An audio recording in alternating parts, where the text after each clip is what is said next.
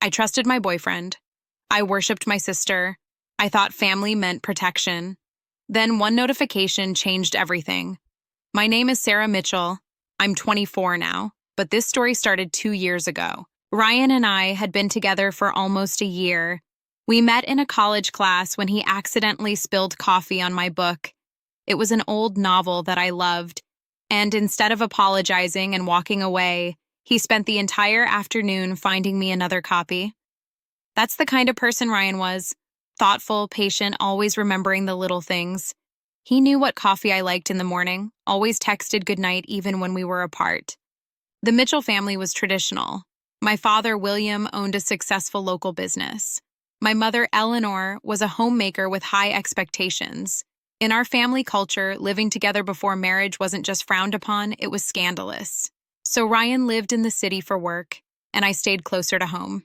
We saw each other on weekends. Everything seemed fine, or at least I thought so. Olivia, my sister, was 2 years younger than me. We used to be so close we could read each other's thoughts. As children, we weathered storms together, shared dreams and fears.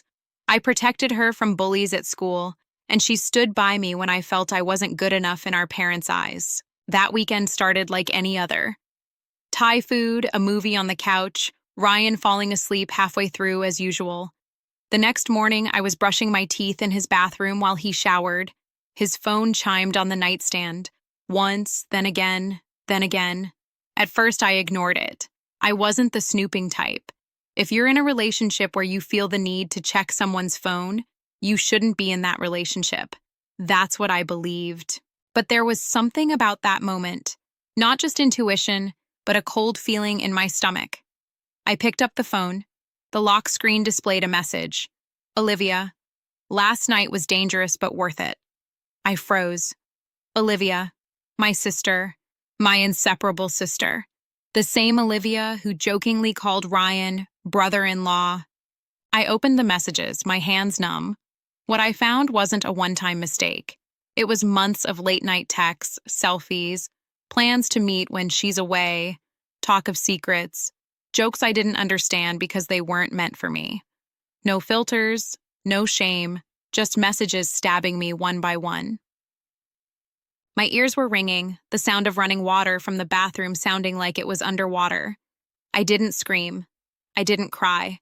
I took screenshots of everything, message after message, then put the phone down, grabbed my bag, and walked out. He was still in the shower. No note, no confrontation, no giving him the chance to lie to my face. I drove with both windows wide open, even though it was raining. My fingers wouldn't stop shaking, my brain replaying her name on that screen. Olivia, my sister. That night, I didn't sleep. I stared at the ceiling until 4 a.m., then opened my friend group chat and sent all the screenshots. Then I blocked Ryan's number. I didn't answer his calls, didn't read his texts, didn't give him the explanation he didn't deserve. But what haunted me wasn't him. It was her. Because Ryan was just a man I loved, but Olivia was blood, and betrayal from blood cuts deeper. I flew home the next morning. No warning, no explanation. I packed a bag, drove to the airport like I was escaping a fire, because that's exactly what it felt like. Like the walls of my life had collapsed overnight and I was choking on the smoke. On the flight, the man next to me asked if I was okay. I hadn't realized I was crying. I didn't know what I would say. All I knew was that I needed to see Olivia's face, I needed to look her in the eyes and ask why. My cousin Jason picked me up at the airport. He was one of the few relatives I trusted. "You look terrible," he said, hugging me. "What's going on?" I couldn't say it out loud. How could I explain that the sister I had protected all my life had betrayed me in the cruelest way? When I walked into my parents' house, everything looked exactly the same. The same cream walls, the same smell of lemon floor cleaner and dried roses. Olivia was sitting at the kitchen table as if nothing had happened, scrolling through her phone with a bag of chips beside her, calm, indifferent, as if she hadn't just destroyed my world. I didn't say a word. I took the printed screenshots out of my bag. Yes, I had printed them because I wanted them to see this with their own eyes. And I threw them on the table in front of her. Mom turned from the sink. Dad looked up from his laptop. The room fell silent. Olivia glanced down, flipped through the pages, then looked up at me with empty eyes and said, "Yeah, I did it. So what? I couldn't breathe. I couldn't." Mom took a deep breath and then slap. Her hand flew across Olivia's face so fast I barely registered it. I had never, ever seen Mom hit anyone, even when we were kids and pushed every boundary. Olivia just blinked as if it barely hurt, as if it wasn't even real. Dad stood up so quickly his chair fell backward. His voice was louder than I'd ever heard it. "You pack your things. You're out of this house by the end of the week." For a moment, I felt something like relief, as if maybe, just maybe, I wasn't the crazy one. Maybe they saw it too. Maybe this time, Olivia wouldn't be shielded from the consequences of her actions. But I should have known better. 2 days later, she dropped another bomb. She was pregnant with Ryan's baby. I stood in the hallway holding my phone, listening to Mom say it through the speaker as if she was reading a shopping list. "We just found out. Olivia is scared. We're trying to support her." Support her. Just 48 hours ago, she was slapped and kicked out of the house. Now she was the victim, the innocent girl who needed protection, the child who made a mistake but now carried life. And I was the problem. Mom even said it. "You need to calm down. This is about family now. You need to let it go. Let it go."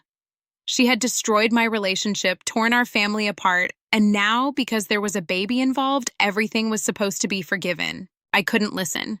I couldn't look at them. That night I packed everything and left. I blocked all of them except Lily, my little sister. She was only 11, trapped in a house full of liars and cowards. She didn't deserve to be cut off with the rest. But Olivia could keep the house, the baby, the boyfriend.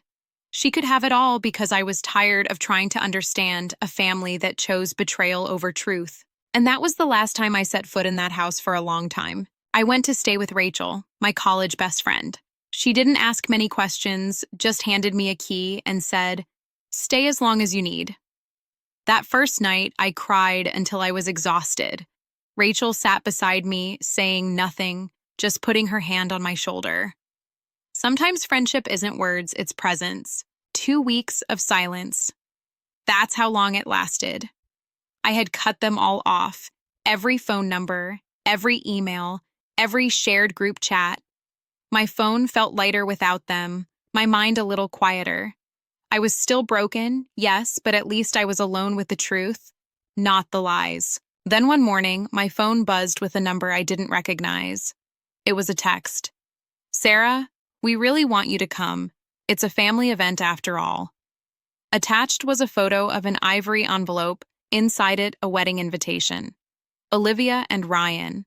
Olivia and Ryan were getting married. My mother had gotten a new phone number just so she could send me that, as if a new phone plan would erase what they'd done. I didn't respond. I stared at the message for a long time, my heart pounding, my throat tight, and finally just laughed. It wasn't even bitter, it was hollow, because now I understood the rules. Truth didn't matter, image did. I had started a new job at a marketing firm. My coworker, Michael, was one of the first people to make me laugh since it all happened. He didn't know my story, but he could sense the sadness. "Sometimes the best of us carry the deepest wounds," he said over lunch one day. I almost told him then, but how could I explain that my sister and my ex-boyfriend had betrayed me, and now they were getting married? A few days after the wedding invitation, my cousin Jason called. He sounded hesitant, but his words still cut deep. "They're telling people you abandoned the family." I blinked. "They're saying what?" "They're saying you didn't want to be part of the wedding, that you left because you were jealous, and that you're unstable." Unstable. The word echoed. My own parents, my sister, rewriting everything, turning my silence into their narrative.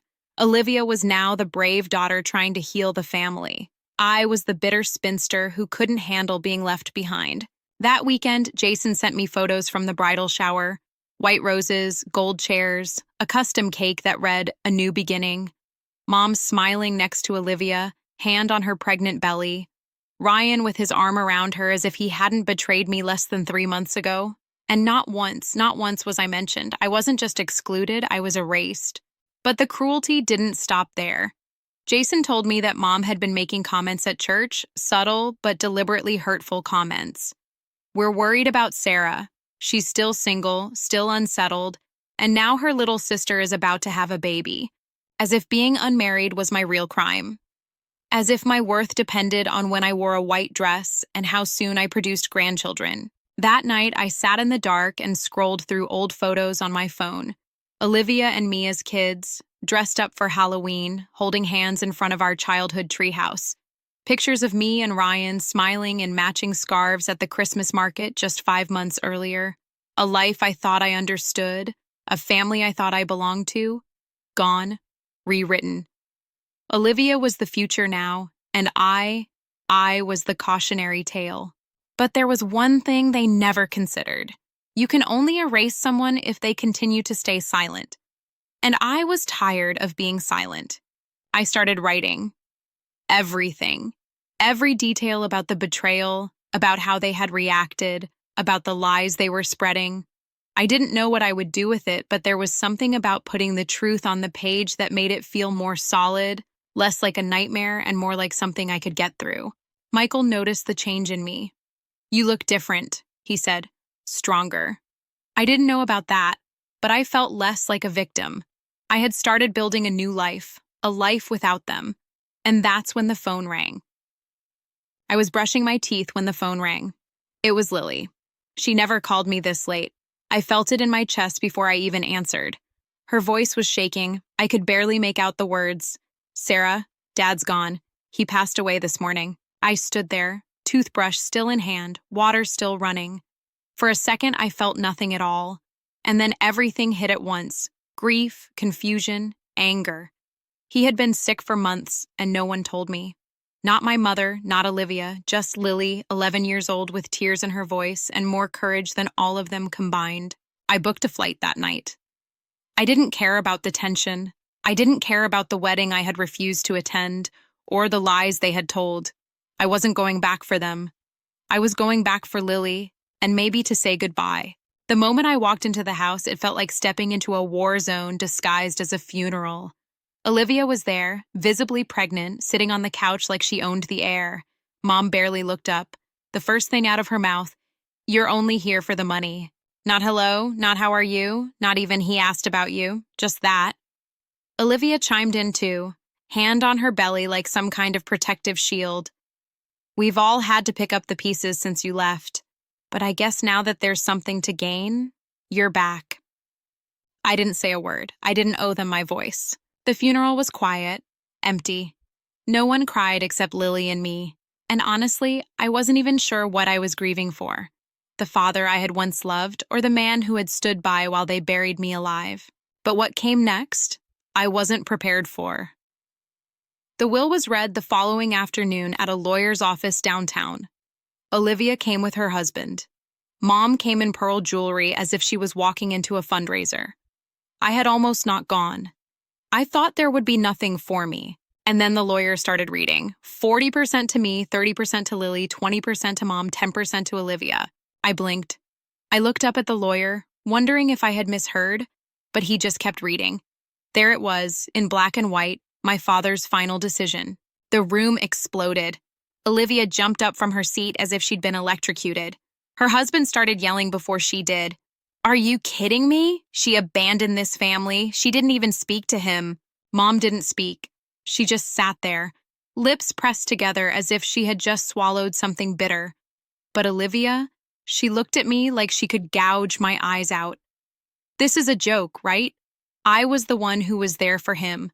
I'm the one carrying his first grandchild. I was here." I said nothing. I couldn't. In that moment, I understood that my father had known. He had known the truth. Maybe not from the beginning, but early enough to change his will. This wasn't just about money. This was acknowledgement.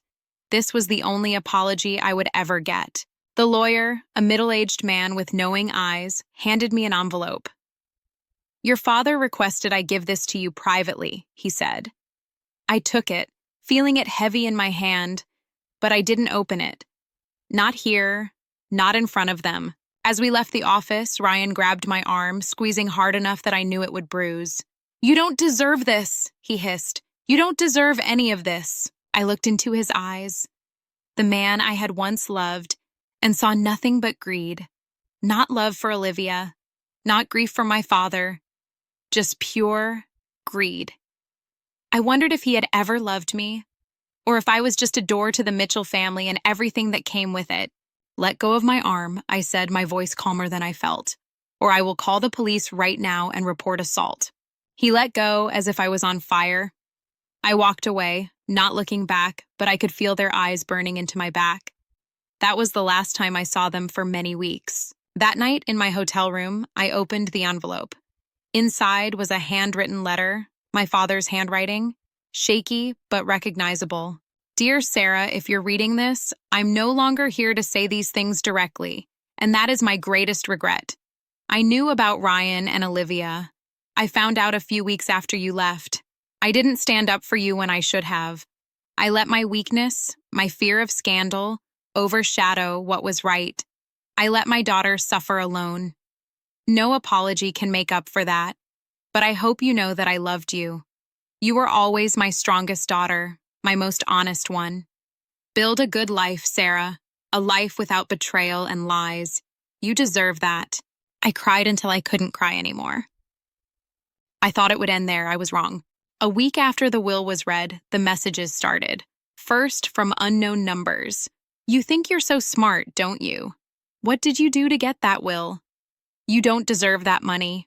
I blocked each number, but they kept ringing. Then one morning, I walked out of Rachel's apartment to find all four. My tires slapped, not deflated, but with a nice, clear message. I reported it to the police, but they just took a report and said there was no evidence of who did it. No security cameras, no witnesses. Just a random incident, they said. But I knew better. I started noticing a car parked outside our building. A dark blue sedan, nothing special, but it was always there. Sometimes I saw a figure inside, sometimes not. I started taking pictures, documenting times, creating a file. Rachel was worried. Maybe you should go somewhere for a while, she suggested, just until things cool down. But I didn't want to run. I had run once and it hadn't solved anything. This time I would face it. I hired a lawyer, Patricia Wilson, a strong woman with sharp eyes and a reputation for being uncompromising. She helped me file for a restraining order against Ryan and Olivia. We had the messages, we had pictures of the car, we had the slashed tires. Not enough to prove beyond reasonable doubt, but enough for a judge to consider. The hearing was set for a week later. I didn't sleep the night before. I felt like I was facing not just Ryan and Olivia, but my entire past. Every moment I had stayed silent when I should have spoken. Every time I had overlooked injustice for the sake of peace. When I walked into the courtroom, they were there. Olivia, her pregnant belly prominent, playing the perfect victim. Ryan, in a suit and tie, looking like a devoted husband and father being harassed by a bitter woman. They lied. They lied about everything. They said I had been stalking them. They said I had sent threatening messages. They said I had become unhinged with jealousy over their happiness. But I was prepared. I had evidence. I had the original messages from Ryan's phone, the ones I had screenshot on that fateful day. I had pictures of the car parked outside my apartment with the license plate clearly visible, a car registered to Ryan. And then, my trump card, a notebook. A week earlier, I had discovered a notebook in my car. I didn't know how it got there. I always locked my car. But there it was, hidden under the passenger seat. And inside was everything. My schedule, my habits, even conversations I had with Rachel in our apartment. Someone had been watching me, documenting everything. And at the bottom of the last page, like a signature, was Ryan's handwriting. I recognized it from birthday cards and notes. The judge looked through the evidence, looked at the notebook, and then looked straight at Ryan and Olivia. I'm issuing the restraining order. Both of you are to stay 500 feet away from Ms. Mitchell.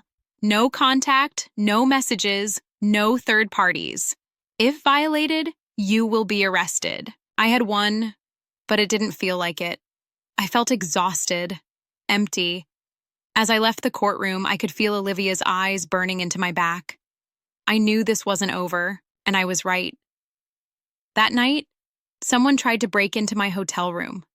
I had moved there after the hearing, not wanting to put Rachel in danger. I heard the jingling at the door, metal poking at the lock. I called hotel security, and they caught Ryan in the hallway with a set of master keys and a pocket knife. He was arrested for violating the restraining order and carrying a weapon. Olivia called me from an unknown number, screaming and threatening. I recorded the call and sent it to Patricia. More evidence, more violations. I couldn't stay. I couldn't keep living in fear, so I did the only thing I could think of. I left. I moved to a different city, a different state. I didn't tell anyone except Rachel, Jason, and Lily. I started over. I found a small apartment in Seattle, far enough to feel safe, but close enough that Lily could visit during holidays. I found a new job, met new people, and for the first time in months, I started sleeping through the night without waking up from nightmares. The inheritance came through, and I didn't know what to do with it. It was a lot of money, more than I ever thought I would have. For a while, I just left it in the account, as if touching it would make it disappear. Then one day, I had an idea. I set up a trust fund for Lily, ensuring she would have money for college and whatever else she needed. I also established a small scholarship fund for students who had experienced family trauma. Not because I was wealthy or generous, but because I needed that money to mean more than just a reminder of what I had lost. I started therapy, something I should have done long ago. I talked about the betrayal, about the pain, about the feeling of being erased from my own story. I talked about how I still missed Olivia, not the person she became, but the person she used to be. My little sister who had held my hand during storms and told me secrets. Lily visited in the summer. She was taller, older.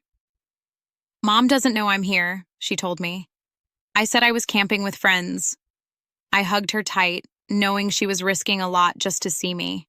"How are things at home?" I asked, not sure I really wanted to know the answer. "Not good," she said. "They fight all the time. Ryan lost his job after he got arrested. Olivia cries a lot. Mom drinks more." I nodded, not knowing what to say. Part of me felt a grim satisfaction, a sense that justice had finally been served. But another part of me just felt sad. Sad for the baby that would be born into that chaos. Sad for Lily having to witness it all. Even sad for Olivia, who had chosen a path that would never bring her true happiness. A month after Lily's visit, I received an email from my mother. It was the first time she had contacted me directly since the funeral. The email was brief, just a few lines. "I want to see you. I'll be in Seattle next week. Please." I considered not responding. I considered saying no. But something in me needed closure, needed to close this chapter once and for all. We met at a neutral coffee shop. She looked older, thinner than I remembered. She didn't hug me, didn't try to pretend we were a normal family. "Olivia and Ryan have separated," she said after we sat down. "He cheated on her. Again." I said nothing. I wasn't surprised. "I was wrong," she continued. "About everything. I took the easy way out. I chose image over truth. I chose Olivia because she needed me more, or at least that's what I told myself." I looked into my coffee. "That doesn't change anything." "I know," she said. "I don't expect you to forgive me. I just wanted you to know that I know I was wrong. And I'm sorry." We sat there in silence for a while. No tears, no dramatic hugs, just two women with an unbridgeable chasm between them. "Are you happy?" she asked finally. I thought about that question. About Rachel and Jason, who had been there for me when I needed them most. About Michael from my old job, who now called me weekly just to check in. About my new job, where no one knew my history, and I could just be Sarah, not a victim or a betrayer or any other label. "I'm building a new life," I said. "A life I choose, with people I choose." She nodded, and I saw a glimmer of understanding in her eyes. She knew she wasn't part of that life. She had lost that right. When we parted, there were no promises to keep in touch, no plans for the future, just a peaceful ending to a painful chapter. That night, I sat on the balcony of my new apartment looking out at the city lights. I thought about my father's letter, about his legacy, not the money, but the truth. The truth that he had known, that he had believed me, that in his final moments he had tried to do the right thing. I don't know if I'll ever completely heal. Some wounds are too deep to ever fully disappear, but I know that I'm free. Free from the lies, free from the betrayal, free to build a new family. Not of blood, but of choice. Because that's what I learned from all of this. Family isn't the people who share your DNA. Family is the people who stand beside you when the world falls apart. Family is the people who tell the truth, even when it hurts. Family is the people who love you, not because you're perfect, but because you're you. I'm not Sarah Mitchell of the Mitchell family anymore. I'm just Sarah. And finally, that's enough.